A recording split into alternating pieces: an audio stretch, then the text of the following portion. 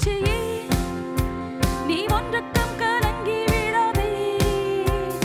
இஸ்ரவேலின் சிறு கூட்டமே, நீ எதற்கும் பயந்து விடாதே. சொல்லமா, யாக்கோப் என்னும் சிறு பூச்சியே, நீ ஒன்றுக்கும் கலங்கி விடாதே.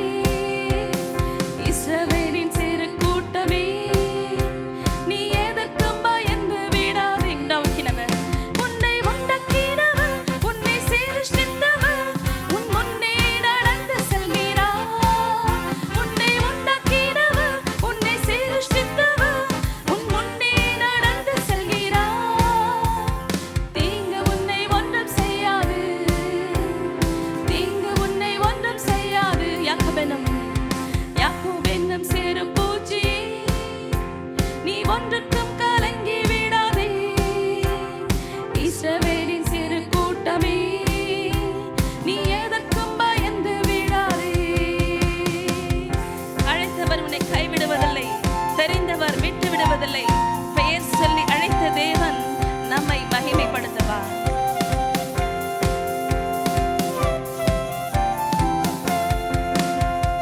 அழைத்தவர் கைவிடுவாரோ, தெரிந்தவர் விட்டிடுவாரோ.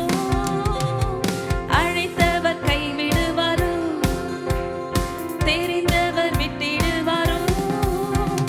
பெயர் சொல்லி அழைத்த தேவன், பெயர் சொல்லி அழைத்த தேவன், உன்னை மகிமைப்படுத்திடுவார், உன்னை மகிமைப்படுத்திடுவார். உன்னை உண்டாக்கினவர், உன்னை சிருஷ்டித்தவர், உன் முன்னே நடந்து செல்கிறார். உன்னை உண்டாக்கினவர், உன்னை சிருஷ்டித்தவர், உன் முன்னே நடந்து செல்கிறார். தீங்கு உன்னை ஒன்றும் செய்யாது. ஆமென். தீங்கு உன்னை ஒன்றும் செய்யாது. பலவீனன் ஆவதில்லை, சுகவீனம் தொடர்வதில்லை. பலவீனன் ஆவதில்லை, சுகவீனம் தொடர்வதில்லை. சாத்தான் உன்னை ஜெயிப்பதில்லை, சாத்தான் உன்னை ஜெயிப்பதில்லை. சாபம் உன்னை அணுகுவதில்லை, சாபம் உன்னை அணுகுவதில்லை. உன்னை உண்டாக்கினவர், உன்னை சிருஷ்டித்தவர், உன் முன்னே நடந்து செல்கிறார். உன்னை உண்டாக்கினவர், உன்னை சிருஷ்டித்தவர், உன் முன்னே நடந்து செல்கிறார். தீங்கு உன்னை ஒன்றும் செய்யாது, தீங்கு உன்னை ஒன்றும் செய்யாது. ஹல்லேலூயா. கர்த்தர் புதிய துவக்கம். ஹல்லேலூயா. அரையாண்டுகள் முடித்து மீண்டுமாய் இந்த ஆண்டுகள் முழுவதிலும் ஹல்லேலூயா அவருடைய கிருபை நம்மை விட்டு விலகாது. ஹல்லேலூயா.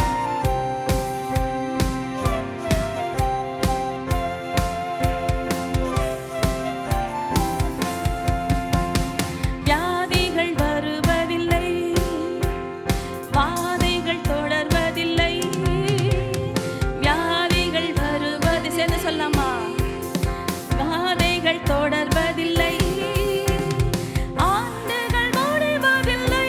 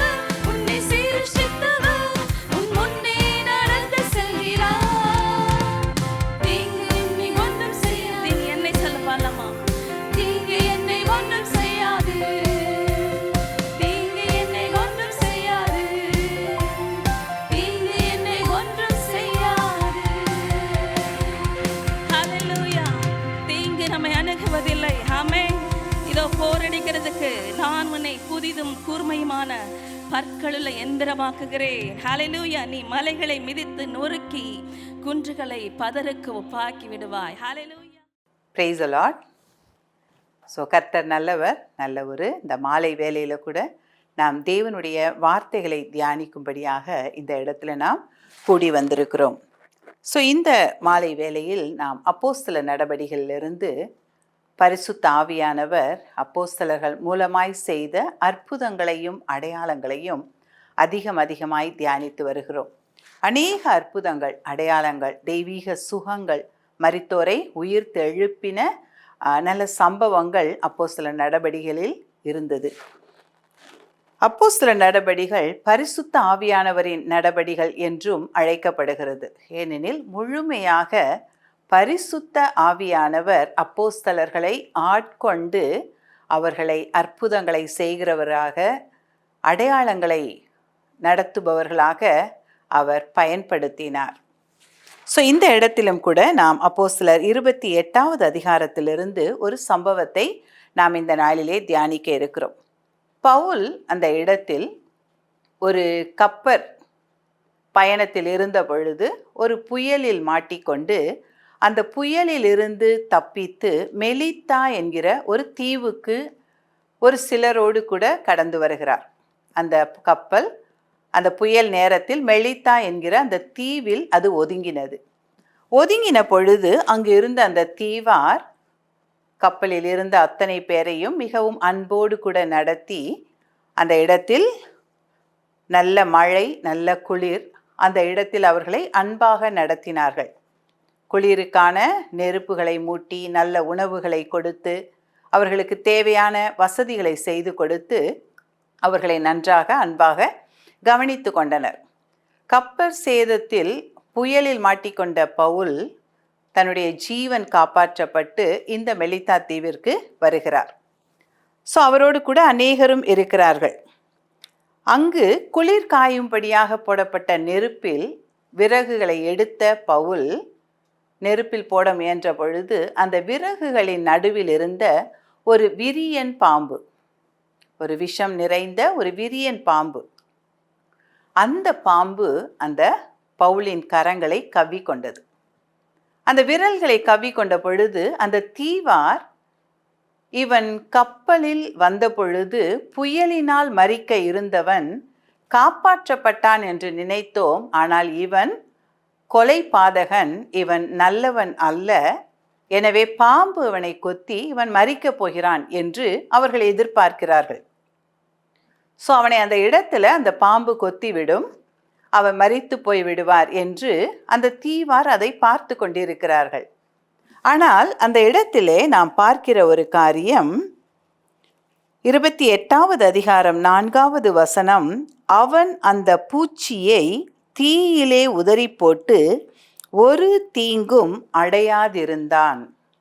பவுல் அந்த பாம்பை நாம் விரியன் பாம்பு என்று சொல்லுகிறோம், ஆனால் அந்த இடத்திலே பவுலின் கண்களுக்கு முன்பாக அது ஒரு பூச்சியாக அது இருந்து அதை அவர் உதறி போட்டதை நாம் பார்க்கிறோம். நம்முடைய தேவன் எந்த விதமான சத்துருவின் கிரியைகளுக்கும் நம்மை விலக்கி காக்கும்படியான பாதுகாப்பின் தேவனாய் இருக்கிறார்.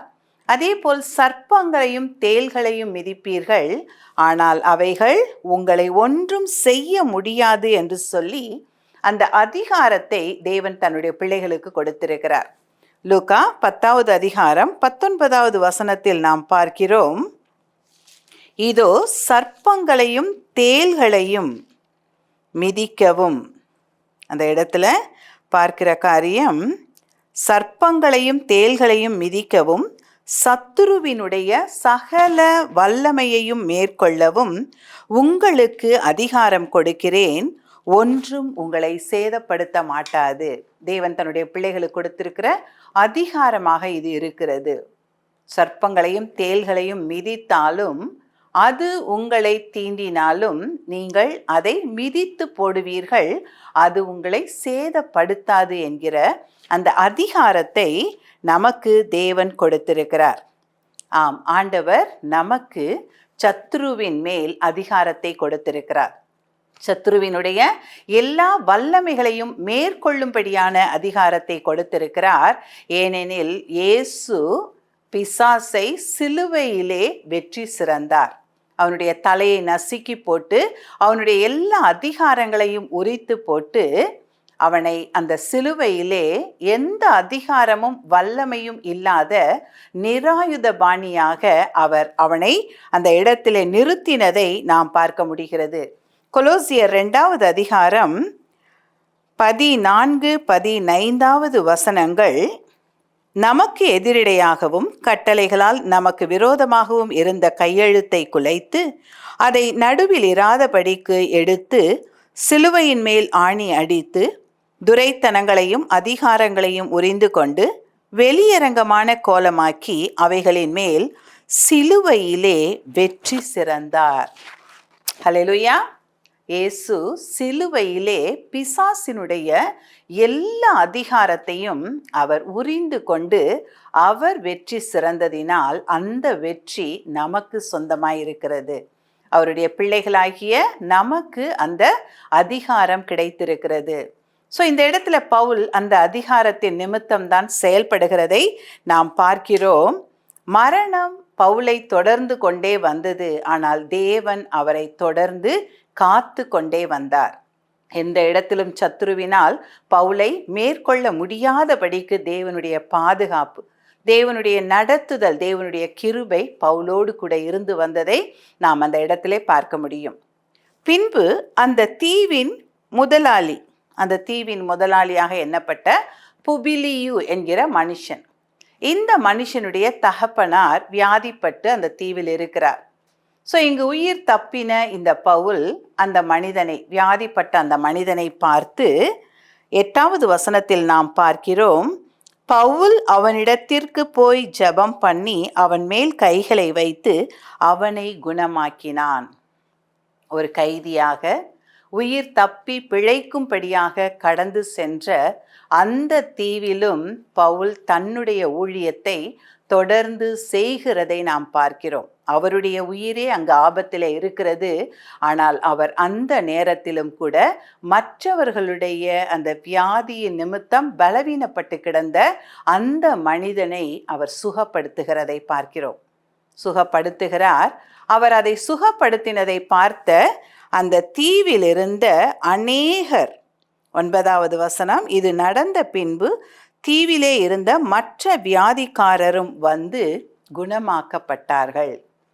ஸோ பவுல் அந்த இடத்திலே உயிருக்கு தப்ப ஒதுங்கினது, அந்த இடத்திலும் தேவன் பவுலை வல்லமையாக பயன்படுத்தினார். ஸோ தேவ பிள்ளைகள், நாம் எந்த இடத்தில் இருந்தாலும், யார் மத்தியில் இருந்தாலும் அவர்களுக்கு நாம் பிரயோஜனமானவர்களாக, ஆசீர்வாதமானவர்களாக, தேவனுடைய அன்பை, தேவனுடைய வல்லமையை வெளிப்படுத்துகிறவர்களாக நாம் விளங்க முடியும். அதைத்தான் பவுல் இந்த இடத்துல அவர் அந்த தீவிலே செய்து அந்த ஜனங்களை சுகமாக்கி அவர்களுக்கு ஒரு நல்ல சந்தோஷத்தை அவர் கொடுக்கிறதை பார்க்கிறோம். ஸோ தேவன் அப்படியாக இந்த இடத்துல பயன்படுத்துகிறதை நாம் பார்க்கிறோம். இங்கு நாம் பார்க்கிற காரியம், சத்துருவினுடைய வல்லமைகள் அது எப்படிப்பட்ட விதத்தில் இருந்தாலும் அதை மேற்கொள்ளுகிற அதிகாரத்தையும், சத்துருவினால் பாதிக்கப்படுகிற ஜனங்களை விடுதலை செய்கிற அதிகாரத்தையும் தேவன் தன்னுடைய பிள்ளைகளுக்கு கொடுத்திருக்கிறார். பவுல் இந்த இடத்துல பார்க்கிறோம், மிகவும் அதிகமாக தன்னை தேவனுக்கென்று முழுமையாக அர்ப்பணித்து செயல்பட்ட ஒரு தேவ மனிதராய் இருக்கிறார். அவருடைய வாழ்நாள் காலங்கள் முழுவதையும் தேவனுக்கென்று அர்ப்பணித்தவராக அவர் இந்த இடத்துல பார்க்கிறோம். 2 கொரிந்தியர் 11வது அதிகாரம் 23 முதல் 27 வசனங்கள் அவர் அந்த ஊழியத்தின் நிமித்தம் பட்ட பாடுகளை அந்த வசனங்களில் அவரே விளக்கி சொல்ல நாம் அதிலே பார்க்க முடியும்.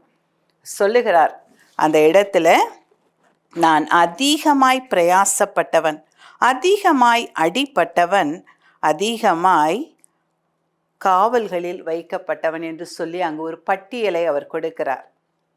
அந்த இடத்துல அவர் தேவனுடைய ராஜ்யத்தின் நிமித்தம், தேவனுடைய ஊழியத்தின் நிமித்தம் அவர் சந்தித்த பாடுகள் அநேகமாய் இருக்கிறது. ஸோ கிரயம் இல்லாமல் கிரீடம் இல்லை. ஸோ இந்த இடத்துல அவர் தன்னைத்தானே அர்ப்பணித்து தேவனுக்காக பிரயாசப்பட்டதன் பலன் தேவன் அவரை அபரிமிதமான அபிஷேகத்தினால் நிரப்பி பயன்படுத்தினார். ஸோ தங்களை தாழ்த்தி அர்ப்பணிக்கிறவர்கள், தேவனுடைய வார்த்தைக்கு கீழ்ப்படிந்து வாழ்க்கையை அதற்கேற்ற விதத்தில் மாற்றி கொள்ளுகிறவர்களை தேவன் வல்லமையாக எடுத்து பயன்படுத்துகிறார். ஸோ அப்படியாக இந்த இடத்துல நம்ம பார்க்கிறோம், முதலாவதாக இயேசு நன்மை செய்கிறவராய், அங்கே அப்போஸ்தலர் 10வது அதிகாரம் 38வது வசனத்தில் பார்க்கிறோம், நன்மை செய்கிறவராய், சுகம் கொடுக்கிறவராய், அசுத்த ஆவிகளை விரட்டுகிறவராய் அவர் செயல்பட்டு வாழ்ந்ததை பார்க்கிறோம். ஸோ அதே போல் அவருடைய பிள்ளைகளும் அதே வல்லமையை பெற்று வல்லமையாய் பயன்படும்படியான அதிகாரத்தை அவர் நமக்கு கொடுத்திருக்கிறார். இங்கு 1 யோவான் 5:4 நாம் தேவனால் பிறந்த தேவனுடைய பிள்ளைகள் இல்லைங்களா? அப்போ நம்முடைய விசுவாசமே அந்த வசனம் சொல்லுகிறது. 1 யோவான் 5வது அதிகாரம் 4வது வசனம், தேவனால் பிறப்பதெல்லாம் உலகத்தை ஜெயிக்கும், நம்முடைய விசுவாசமே உலகத்தை ஜெயிக்கிற ஜெயம். ஸோ இந்த உலகத்தை ஆளும்படியான சத்துருவின் கிரியைகளை, அவனுடைய அதிகாரத்தை நம்முடைய விசுவாசத்தினால் நாம் ஜெயிக்க முடியும். ஸோ முதலாவது பவுல் தன்னை அர்ப்பணித்திருந்தார், தேவனுக்கென்று தன்னை அர்ப்பணித்திருந்தார். அதன் பின் பார்க்கும் பொழுது அந்த அர்ப்பணத்தின் அடுத்த ஒரு நிலை சமர்ப்பணமாய் இருக்கிறது. அவர் அந்த அர்ப்பணத்தில் தொடர்ந்து நிலைத்து நின்றவராய், நிலைத்து தனக்குரிய எல்லாவற்றையும் தேவனுக்கென்று சமர்ப்பித்து அவர் அந்த மாதிரியான ஒரு வாழ்க்கை வாழ்ந்தவராக இருந்ததை நம்ம பார்க்கிறோம். மூன்றாவது ஒரு நிலை ஒப்பந்தத்திற்குள் கடந்து செல்லுகிற ஒரு நிலை, தேவனோடு கூட ஒரு ஒப்பந்தம், தேவனுடைய ராஜ்யத்துக்கு முதலிடம் கொடுக்கும்படியான ஒரு ஒப்பந்தத்தை செய்தவராய், தன்னுடைய வாழ்நாளின் காலங்கள் முழுவதும், தன்னுடைய ஜீவிய நாட்கள் முழுவதும் தேவனுக்கென்று அர்ப்பணிக்கப்பட்டது என்கிற அந்த அர்ப்பணத்தில், அந்த சமர்ப்பணத்தில் நிலைத்து நிற்கிற ஒரு ஒப்பந்தத்தின் வாழ்க்கையை பவுல் வாழ்ந்தார். ஸோ இந்த 3 நிலைகளை நாம் கடந்து செல்லும் பொழுது தேவன் அந்த மனிதனை அவர் அதிகமாய் நம்புகிறார். அர்ப்பணிக்கப்பட்ட முதல் நிலை, அடுத்ததாக தன்னை சமர்ப்பிக்கிற 2வது நிலை, மூன்றாவதாக எல்லாமே தேவன்தான் என்கிற ஒரு ஒப்பந்தத்தின் நிலைக்குள் வரும் பொழுது தேவன் அந்த மனிதனை அதிகமாய் நம்பத் தொடங்குகிறார். தன்னுடைய வல்லமையை அவனுக்கு அதிகமாய் வழங்குகிறார். ஸோ எந்த இடத்திலும் வியாதிப்பட்டவர்களை சுகப்படுத்துகிற, மரித்தோரை உயிரோடு எழுப்புகிற, சோர்ந்து போனவர்களை சத்துவத்தை கொடுத்து பலப்படுத்துகிற வல்லமையை, அதிகாரத்தை கொடுத்து தேவன் அந்த மனிதனை பயன்படுத்த தொடங்குகிறார். இந்த அப்போஸ்தல நடபடிகளில் தேவன் அந்த இடத்தில் அப்போஸ்தலர்களை அப்படிதான் பயன்படுத்தினார். இயேசுவோடு கூட இருந்த 12 சீஷர்களும் அந்த இடத்தில் தங்களை தாங்களே தேவனுக்கென்று அர்ப்பணித்து செயல்பட்டவர்களாய், தங்களுடைய ஜீவனையும் கருதாமல் தேவனுக்காக உழைத்தவர்களாய், ஓடினவர்களாய், ஊழியம் செய்தவர்களாய் இருந்ததன் நிமித்தம் தேவன் அவர்களை அநேகருக்கு ஆசீர்வாதமாய் பயன்படுத்தினதை பார்க்க முடிகிறது.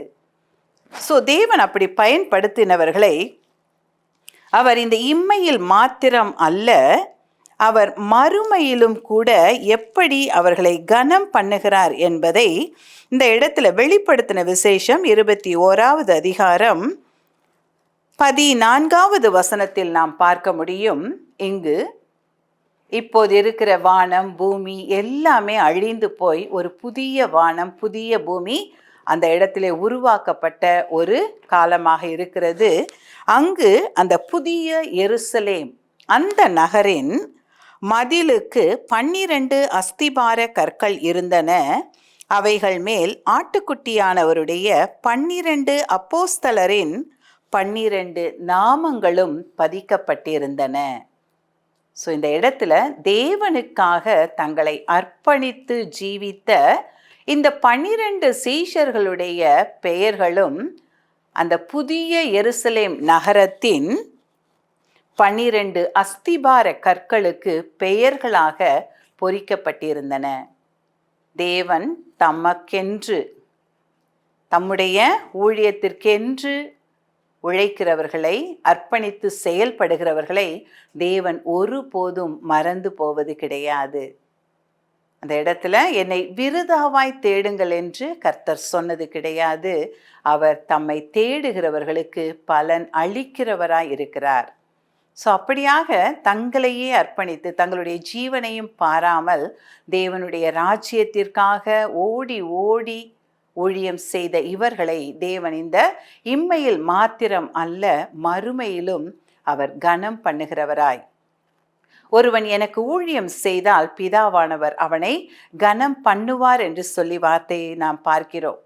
ஸோ ஒரு சிறு கலசம் தண்ணீரை கொடுத்தாலும் அவனை பிதாவானவர் அந்த இடத்துல கனம் பண்ணுவார் என்று சொல்லி நாம் பார்க்கிறோம். ஸோ அப்படியாக தேவனுக்காக நாம் செய்கிற ஊழியங்கள், தேவனுக்காக நாம் எடுத்து செய்கிற காரியங்கள், அதன் விளைவுகளும் பலன்களும் ஆசீர்வாதங்களும் என்றைக்கும் இல்லாமற் போவது இல்லை. தேவன் அதற்கேற்ற பலனை, அந்த செய்கைக்கு தக்க பலனை, அந்த கிரியைகளுக்கு தக்க பலனை அவர் தருகிறவராய், தந்து மேன்மைப்படுத்தி உயர்த்துகிறவராய் இருக்கிறார். ஸோ இந்த இடத்திலும் கூட பவுலை அப்படிதான் தேவன் வல்லமையாய் எடுத்து பயன்படுத்தினதை நாம் பார்க்கிறோம். ஸோ அதே வல்லமையை, அதே அதிகாரத்தை தேவன் இன்றைய தினம் நமக்கும் கொடுத்திருக்கிறார். இந்த நாட்களில் தேவன் அதே வல்லமையை, அதிகாரத்தை நமக்கும் கொடுத்து அவருடைய நாம மகிமைக்காக பயன்படுத்துகிறவராய்.